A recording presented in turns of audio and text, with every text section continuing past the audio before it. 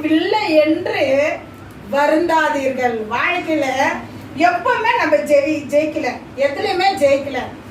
ஒரு கிரிக்கெட் ஆகிறோம் ஜெயிக்கல, ஸ்கூலுக்கு போறோம் எல்லாரோட ஃபர்ஸ்ட் ரேங்க் வரணும் முடியல, வாழ்க்கையில தோத்து போறோம்.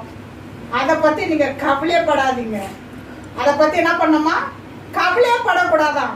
தாயின் கருவிலே களையாமல் பிறக்கும் போதே நீங்கள் ஜெயித்து விட்டீர்கள். குழந்தை பிறக்க தெரியுங்களா? குழந்தை ஒருத்தவங்க தாய் தகப்பங்க இந்த குழந்தை வாண்டா அபாஷன் பண்ணிடுறாங்க, கழிச்சு போட்டுடுறாங்க.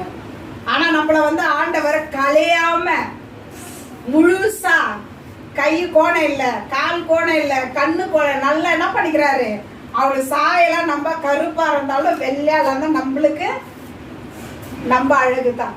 ஓகேவா? நமக்கு நம்ம அழகுதான். அதனால தாயின் கருவில நம்ம களையாத ஆண்டவர் அந்த கருவை உருவாக்கி கொண்டு வந்து நம்மள இந்த உலகத்துல கொண்டு வந்திருக்க. அதுக்கு நம்ம நன்றி சொல்லணுமா?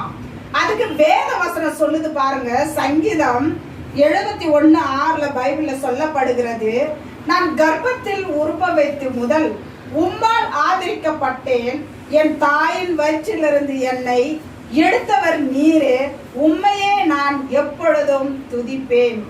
ஆண்டவருக்கு எப்படி நன்றி சொல்லணும் சொல்லி கொடுக்குறாங்க பாருங்க. சங்கீதத்துல தாயின் கருவத்துல என்ன பண்றாரு ஆண்டவர், நம்மளை உருவாக்கி உண்டாக்கி களையாமல் நம்மள என்ன பண்றாரு, பூமியில கொண்டாந்து விசாரமா படைத்து இருக்கிறாரு, எல்லாத்தையும் பார்க்க செய்திருக்கிறாரு, எல்லாத்தையும் நம்மள அனுபவிக்க சொல்லி இருக்கிறாரு. ஓகேங்களா? அதனால நான் ஜெயிக்கலன்னுட்டு நீங்க யாரும் வருத்தப்படாதீங்க, கலங்காதீங்க. தாயின் வயிற்றுல பிறக்கும் போதே நம்ம ஜெயித்துட்டோம்.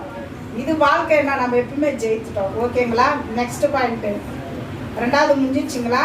மூணாவது பாயிண்ட் பாருங்க, முக்கியமான பாயிண்ட் உங்களுக்கு சொல்றேன், நல்லா காது கொடுத்து கேளுங்க.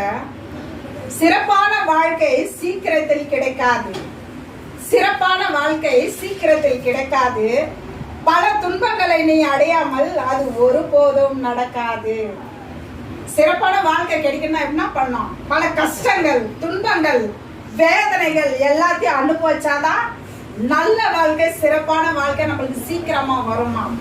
அதுலயும் பைபிள்ல சொல்லப்படுங்க, உபாகமம் 8:5 பைபிள் சொல்லப்படுகிறது, ஒருவன் தன் புத்திரனை சிட்சிக்கிறது போல உன் தேவனாக கர்த்தர் உன்னை சிட்சிக்கிறார் என்று நீ உன் இருதயத்தில் அறிந்து கொள்வாயாக. புரிஞ்சுச்சுங்களா? நம்ம கர்த்தர் சிட்சிக்கிறார். ஒரு ஸ்கூல்ல படிக்கலன்னா என்ன பண்றாங்க, மிஸ் அடிக்கிறாங்க தானே, குச்சி எடுத்து படுறா, நல்லா படுறா, நாளைக்கு நல்லா வளரணும், நல்லா இருக்கணும்ட்டு. ஆண்டவர் சொல்லுகிறார்,